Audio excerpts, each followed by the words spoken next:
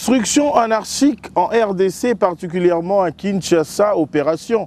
Coup de poing, rapport de l'IGF sur le contrat sino-congolais. Mesdames et messieurs, voici quelques sujets que nous allons décrypter ensemble avec mon invité qui est Timothée Lenoir. C'est pas quelqu'un à présenter, c'est un habitué de cette émission. Mesdames et messieurs, merci de nous suivre si vous nous rejoignez et bienvenue à votre nouveau numéro de votre magazine RDC Infrastructure et Développement.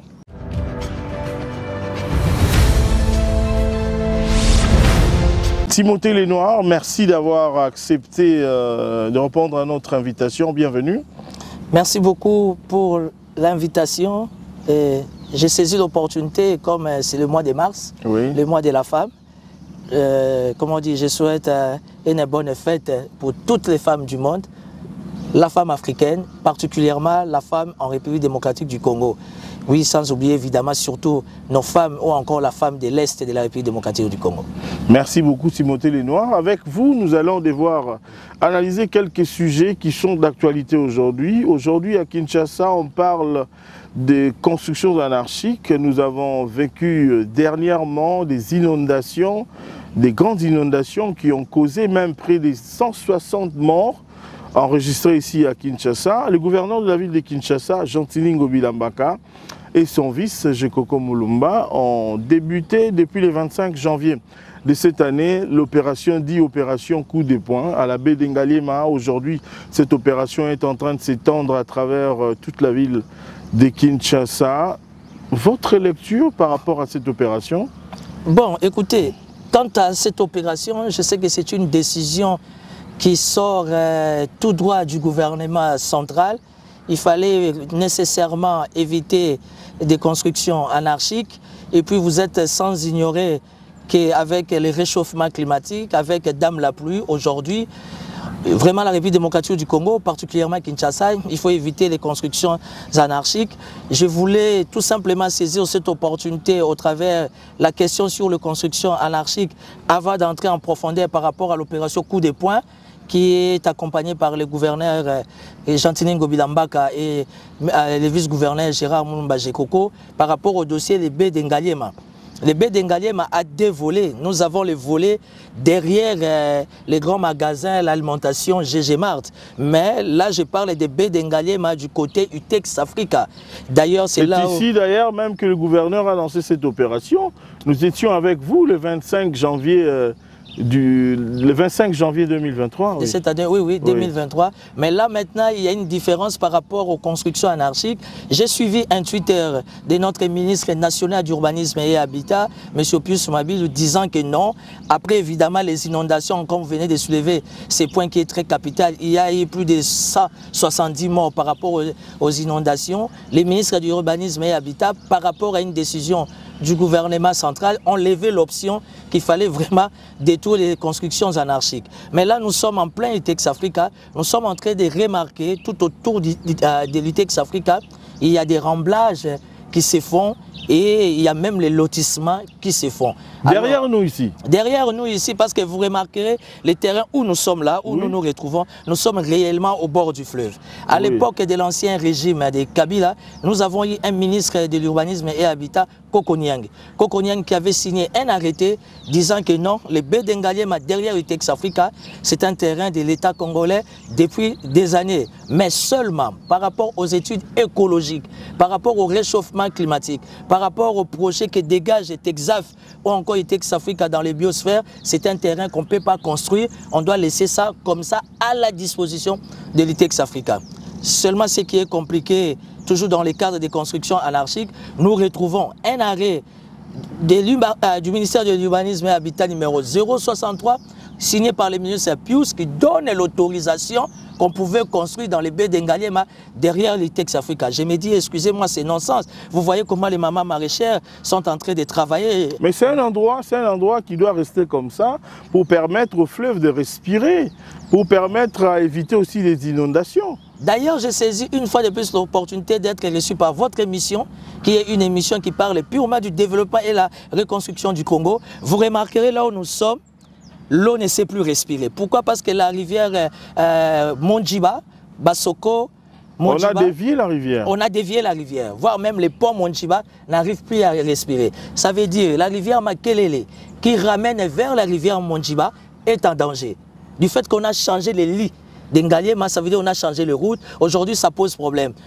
Ça peut amener beaucoup de conséquences en termes d'inondation. En termes d'inondation, il faut se dire que dans l'avenir, si on essaye de construire, déjà qu'ils sont déjà en train de rembler, ils sont déjà en train de lotir, ça veut dire quand l'urbanisme est habitat loti, est en train de rembler, ça veut dire qu'automatiquement, du point de vue lotissement, les ministères des Affaires foncières avec le ministre Moloni de Sakombi doivent être informés. Mais il y a encore un danger à l'horizon. Est-ce qu'ils ne sont pas informés? Vous croyez? Non, ils sont mieux informés, ils sont ministres nationaux.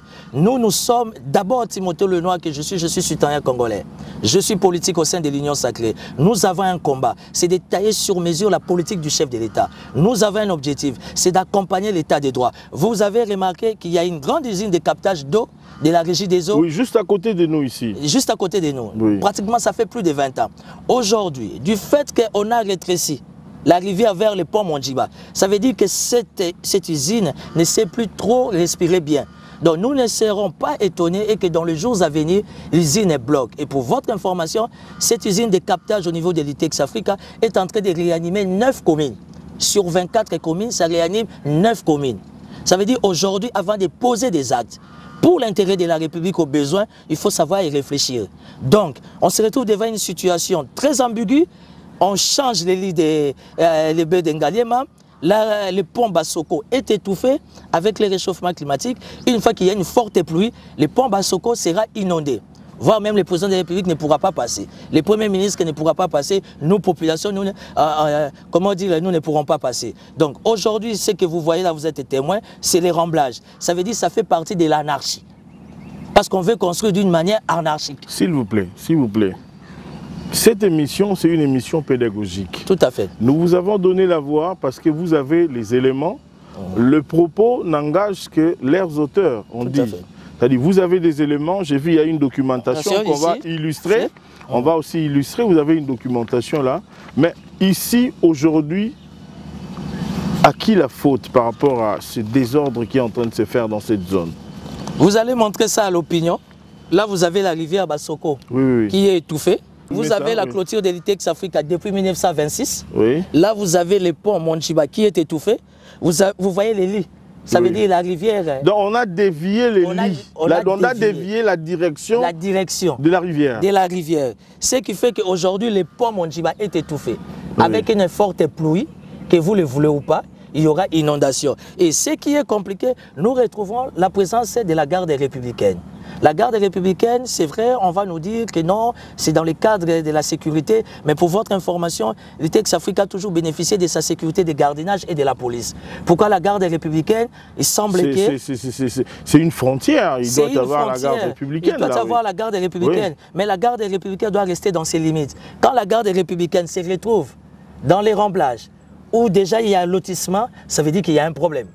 Parce que qui dit garde républicaine dit l'égalité. Vous comprenez? Et vous voyez, il y a même des engins militaires.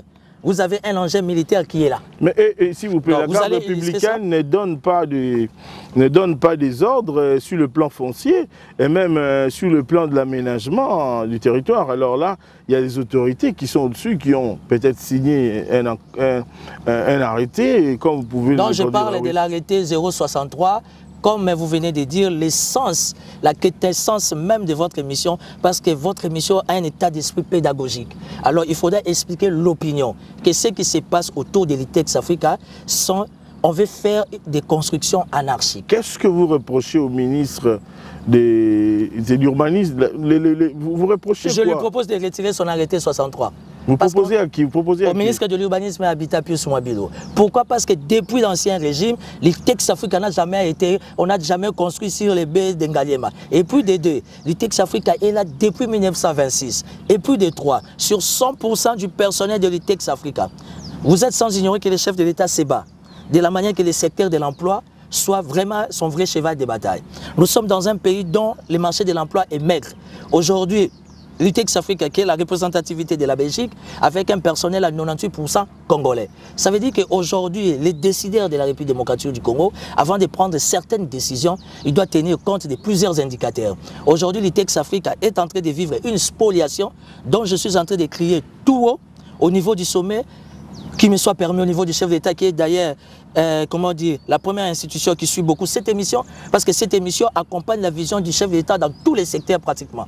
Alors j'estime qu'aujourd'hui, l'arrêté 063 de M. Pius Mouabil doit être retiré. On apprend qu'il y a un projet avec des Égyptiens, il semble qu'il faudra construire, mais on va construire... Mais on peut ramener les projets au niveau même de l'Ansele, au niveau de Maluku, là où il y a beaucoup d'espace. De Kimbondo, de Mbenseke, de Mitendi, Mongata et consorts. Pourquoi on doit nécessairement construire ici? Aussi longtemps, les études écologiques, les études des eaux explicites déterminent qu'on ne peut pas construire sur les berges d'Engaliema derrière l'UTEX Africa. Merci beaucoup. Je pense que votre message est passé. Nous allons prendre votre message est passé.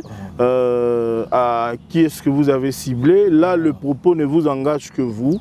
Nous allons changer de chapitre pour parler de l'opération. L'opération coup de poing. Aujourd'hui, nous voyons l'opération coup de poing étant critiquée. Hier, nous avons enregistré des inondations. Il y a des gens qui ont construit sur des collecteurs, sur des caniveaux, des gens qui ont construit, qui ont bouché des tunnels. Alors, quelle est votre lecture aujourd'hui, je peux dire 2 mois après l'opération coup de poing? Non, d'ailleurs, toi et moi, on était témoins au mois de janvier quand les gouverneurs est venu vers les baies d'Engaliema, évidemment derrière GG Mart pour donner ça en termes de référence. Mais aujourd'hui, écoutez, on doit apprendre à être rationnel. On doit apprendre à être rationnel. J'estime que la démarche de l'opération coup de poing est une démarche républicaine. Parce que comme tu viens de le dire là, on construit en désordre, d'une manière anarchique, au-dessus des collecteurs, au-dessus des caniveaux, ce qui fait que Kinshasa ne fait qu'être inondé. Mais là où les bas blessent, vu que la décision elle était prise, il était du devoir de la communication de l'hôtel de ville d'en faire une large diffusion avant que les opérations commencent. Mais en soi, l'opération coup de poing, citoyen congolais, politique que je suis, je reste rationnel, c'est une démarche que j'encourage parce que ça nous permet aujourd'hui de comprendre où sont les collecteurs, où sont, comment dire, l'eau fait que cette année par rapport à l'évacuation. Ça donne vraiment une lecture au ministère provincial de l'Environnement, au ministère des Infrastructures nationales, qui travaille d'office avec les infrastructures provinciales de Kinshasa, parce que les inondations à Kinshasa, monsieur le journaliste, vous êtes sans ignorer, ça devient un dossier très compliqué. Alors l'État, il est de son devoir de s'imposer afin que les choses se fassent bien ou encore mieux pour l'intérêt de tout le monde. Selon vous, à qui la faute s'il y a des inondations aujourd'hui enregistrées? Selon vous? Les responsabilités sont partagées, à nous aussi la population. Parce que la population congolaise, pour ne pas dire quinoise, nous sommes dotés d'un niveau élevé de têtutesse. Ça, c'est connu de tout le monde. Et Mouzé nous avait bien compris avec la chicotte. Mais bon, Fachi, il est tellement Fachi, il a un gros cœur. Un démocrate, un père avec un grand cœur par rapport à sa taille. Vous voyez, ça pose un peu problème. Mais les Congolais, particulièrement les Quinois, écoutent avec la chicotte. Ça veut dire que les responsabilités sont partagées au niveau de nous, population, au niveau aussi de la classe dirigeante. Parce que nous avons une classe dirigeante qui très souvent sont les premières à commencer et sont des spécialistes à dégager des travaux inachevés. Or, tu maîtrises les principes, un travail inachevé est un travail mal fait. Merci. Alors, quel conseil pouvez-vous donner aux différents citoyens congolais qui achètent et qui construisent dans des sites non édifiants, sur les lits majeurs et les lits mineurs des rivières et même du fleuve ici à côté là où nous sommes? Un conseil que vous pouvez donner comme ça en passant? Un conseil je pouvais donner, la question sur les lotissements, les affaires foncières, l'urbanisme et habitat. D'ailleurs, par rapport à la situation qu'on a vécue à Matadi Kibala, c'est une situation qu'on ne peut pas condamner le gouverneur de la ville-province de Kinshasa. Je suis un politique chercheur, documentaliste, archiviste. Ça veut dire qu'à chaque fois on doit faire un lotissement, les affaires foncières doivent associer la ville. La ville n'est pas concernée. La ville n'a jamais été associée. Est-ce que vous êtes sûr que la ville n'a jamais été associée par rapport à tous ces lotissements?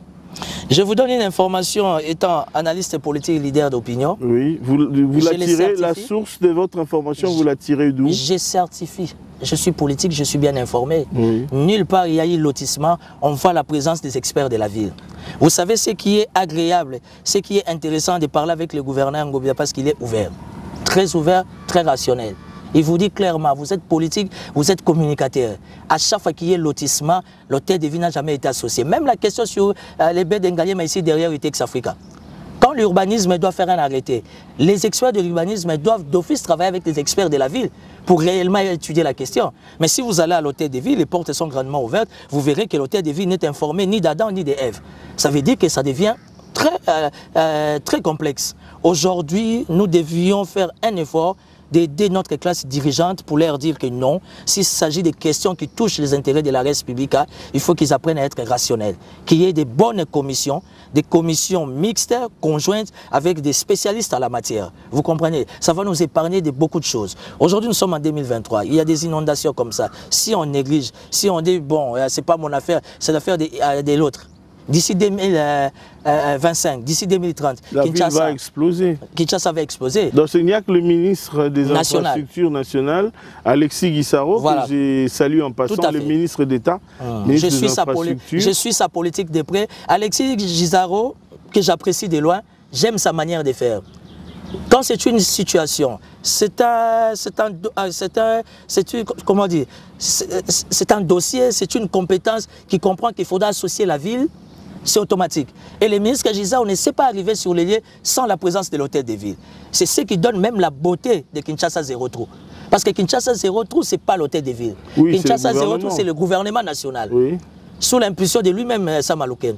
Oui. Sous la coordination de Sama Lukonde, supervision du ministre des Infrastructures. Oui. Mais partout Giza où descend, avant d'arriver là, c'est d'abord le gouverneur qui doit arriver. Oui. Et ça, c'est un principe sacro-saint. C'est beau. Ça, c'est vrai beau. Parce que nous avons assisté au lancement de ce programme, Kinshasa Zéro Trou, par le Premier ministre. Et le gouverneur était là, le ministre Guissaro également. Et puis, comme vous l'avez dit, chapeauté par le Premier ministre Jean-Michel Sama Lukonde. Alors, que peut-on faire aujourd'hui pour trouver des solutions par rapport à tout ce que vous venez de dire en ce moment? Est-ce que vous avez des propositions? Si. Vous êtes venu ici, vous avez condamné, c'est bien. Mais maintenant, il ne faudrait pas condamner pour condamner. Il faut condamner, oui, mais avec aussi apporter une proposition. Mais si vous avez la proposition, c'est laquelle? Monsieur le journaliste, dans chaque cabinet, il y a toujours supposé, je suis clair, supposé avoir des experts en la matière. Non, non, dans chaque cabinet, il doit y avoir des experts. Toujours des experts. Ça, par rapport au champ. Au champ, par rapport au secteur, oui, du ministère, oui, voilà. Exactement. Je ne vois pas un ministre national prendre une décision sans pour autant associer ses experts. Et ça, c'est la maladie de notre Congo. Ça doit prendre fin. Avec l'état des droits, ça doit prendre fin. J'estime qu'un ministre, avant d'initier même un arrêté, il doit associer d'abord ses experts. Voir le pour et le contre. Non les experts seulement du cabinet, mais les experts de l'administration. Parce que chaque ministère, chaque secteur, à part les cabinets politiques, a une administration. Oui. Il faut associer les experts en la matière. Et des deux, je ne veux pas rester, comme tu viens de le dire, dans une posture rien que des critiques. Je propose aussi, et je me pose des questions, comme j'ai l'habitude de dire Mboka Elengi. Qu'est-ce qui fait qu'à chaque fois il y a des décisions au niveau du gouvernement central ne sont jamais exécutées? Parce qu'une décision qui vient du gouvernement central, on ne peut pas venir construire devant la maison de Aimé Mutombo. Mais demain, nous retrouvons des tracteurs avec la caillasse, avec des moellons, on vient construire. Ça veut dire qu'il y a un problème. Et ce n'est que nous, citoyens congolais, nous pouvons réclamer tout haut. L'avantage avec le fonctionnement de l'actuel chef de l'État, Félix-Antoine Tshisekedi, c'est que c'est un père. Quels que soient les problèmes, mais quand il y a un problème à la maison, il met tout le monde autour d'une table. Il a une sage méthode. Voilà. Une méthodologie. Il permet à l'autocritique de s'imposer. Et puis il appelle les deux parties pour confronter, voir envie de ça, trouver une solution. Ça, c'est la force de l'actuel président Félix Tshisekedi Tshilombo. Ça veut dire, malgré qu'il est busy, malgré qu'il est débordé, il a beaucoup trop de priorités, mais la priorité, c'est sa maison, son pays, sa nation, la République démocratique du Congo. Le peuple d'abord. Merci beaucoup. Nous allons prendre maintenant le dernier volet, le dernier aspect de notre mission de ce jour. L'IGF, l'inspection générale des finances, a publié un rapport par rapport au contrat sino-congolais. Il y a beaucoup d'encre et beaucoup de salive par rapport à cela, beaucoup de polémiques. Or, ce rapport n'a cité le nom de personne. Aujourd'hui, nous voyons les gens qui montent au créneau pour tirer à boulet rouge sur l'IGF dans tous les sens, dans le média, la télévision. Comment avez-vous accueilli ce rapport? Bon, écoutez, étant citoyen congolais, j'ai toujours encouragé la démarche de l'inspection générale des finances. C'est vrai que pendant un certain moment, j'ai remarqué que la communication de l'inspection générale des finances a baissé un peu. Les pourcentages n'est plus percutant comme avant. Mais le plus important aujourd'hui, au travers de l'inspection générale, on a compris qu'un premier ministre peut être interpellé, un ministre peut être arrêté, un mandataire peut être arrêté, un secrétaire général, un conseiller, un tout-puissant. Ce qui ne se faisait pas hier. On a tous grandi. L'IGF existait, mais on a plus découvert le rôle et la fonction de l'IGF à l'époque du président actuel, Félix-Antoine Tshisekedi. Tout à fait. C'est qu'il faudrait un peu... Là, il faudra souligner. Faire une nuance. Aujourd'hui, la présence de l'inspection générale, pour ne pas parler d'Alinguete, mais Alinguete dirige une équipe responsable. Il a mené une vision. Une vision. Un leadership, qui s'accompagne par rapport à tout son service. Aujourd'hui, vous savez, la beauté de l'inspection générale des finances, c'est que les portes sont grandement ouvertes. Oui. Et c'est permis à tout le monde de venir. Et je loue encore cette démarche d'avoir un site internet que l'IGF a mis à la disposition de tout le monde, qu'on peut accéder, on peut s'acquérir de n'importe quelle information que nous voulons. Et puis, il faudra comprendre une chose. L'IGF ne fait qu'exécuter la vision chère du chef de l'État. Quand l'IGF mène des investigations, d'ailleurs, Linguet ne descend jamais sur terrain. Quand ils envoient les inspecteurs, les directeurs, ils mènent des investigations à responsabilité bien limitée. Ils vont prendre ça. Ça va passer en étude. Après, on va donner les rapports acquis des droits. Est-ce que vous savez qu'il y a des gens qui accusent l'IGF aujourd'hui de travailler pour le camp Tshisekedi? Bon, écoutez, nous pour dire que non, ces rapports sont orientés d'une manière politique. Monsieur le journaliste, nous sommes dans un État démocratique. Il faut apprendre à supporter tout le monde. La beauté de la démocratie, tout le monde est libre de donner ses avis et considérations par rapport à une question, par rapport à une matière. Mais c'est que nous savons, citoyens congolais, un pourcentage important de la population, nous savons qu'au moins au travers de l'inspection générale des finances, avec Gilles Alinguete, on comprend que X est volé, X a volé, X doit être interpellé, X doit se justifier. C'est ça la beauté de la démocratie. Par rapport au contrat chinois, vous le voulez ou pas, le contrat chinois c'est de l'arnaque. Vous le voulez ou pas, je suis citoyen congolais, je suis politique. Rien à voir parce que je suis... Il y a un dossier judiciaire qui a été ouvert déjà sur ça. Justement, il est faux. Oui. Et félicitations à la DGM. On a appris déjà que 2-3 voulaient sortir du pays. La DGM a dit, oh stoppez, on ne vous arrête pas mais restez là. Il y a encore des enquêtes. Vous comprenez? Aujourd'hui, nous avons des services qui fournissent beaucoup d'efforts afin d'accompagner la République. Et vous le voulez ou pas, monsieur le journaliste, l'inspection générale des finances aujourd'hui dégage un niveau élevé de beauté de la démocratie. On comprend que Sonia, papa n'a pas Yibaki, papa n'a pas Kombonezolek à la télévision. Ça fait mal. Je rêve d'être ministre. Je rêve d'être mandataire public. Mais quelque part, j'ai une inquiétude. Si j'essaie de voler, avec ce que je dégage comme éducation, ce que je donne à mes enfants, les amis de mes enfants disent que votre père a volé. Ça veut dire qu'apprenons à nous contenter à nos frais de fonctionnement, et tout ça peut aller. Mais la question sur le contrat chinois, c'est de l'arnaque. On sait qu'on a construit pour des individus, au lieu de construire pour la République. Nous laissons l'entière liberté à l'inspection générale des finances de se mouvoir encore davantage par rapport à cette question. Et nous avons l'œil sur l'appareil judiciaire en espérant que les rapports de l'IGF, l'appareil judiciaire entrera encore en profondeur afin que l'opinion internationale et nationale, que nous sachions en réalité qu'est-ce qui s'est passé par rapport à ces contrats chinois dont on a perdu vraiment beaucoup de milliards. Donc si je comprends bien, Timothée Lenoir est de ceux qui appuient le travail que l'inspection générale des finances est en train de réaliser dans les différents secteurs, dans les différentes enquêtes menées, différents rapports publiés. Et donc vous soutenez le rapport de l'IGF avec à sa tête l'inspecteur général chef des services, M. Alinguet, Jules. Moi, je suis quelqu'un de très rationnel. Hein. Moi, je n'ai pas froid aux yeux. Quand ça va, ça va. Quand ça ne va pas, ça ne va pas.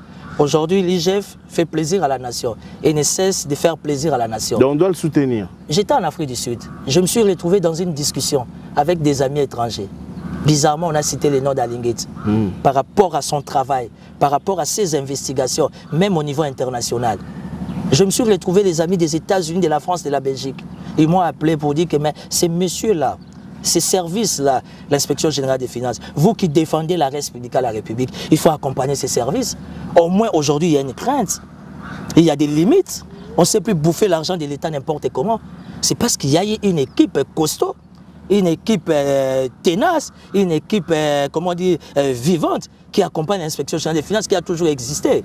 Alinguet avec son équipe mène des investigations à caractère limité et après la continuité c'est l'appareil judiciaire. Raison pour laquelle j'en appelle à la Cour constitutionnelle, au Conseil d'État, à la Cour de cassation, au Parquet général de la République d'accompagner réellement la République. En fait, ils n'accompagnent pas Alinguet, ils accompagnent la Res Publica. Parce qu'aujourd'hui, au sein de la Res Publica, au nom de la démocratie, même dans le cadre de la reconstruction, on doit savoir l'argent est sorti pour tel travail, tels travaux, qu'est-ce qui se passe, pourquoi il n'y a pas ça, pourquoi il n'y a pas ça. C'est ça la beauté de l'état de droit.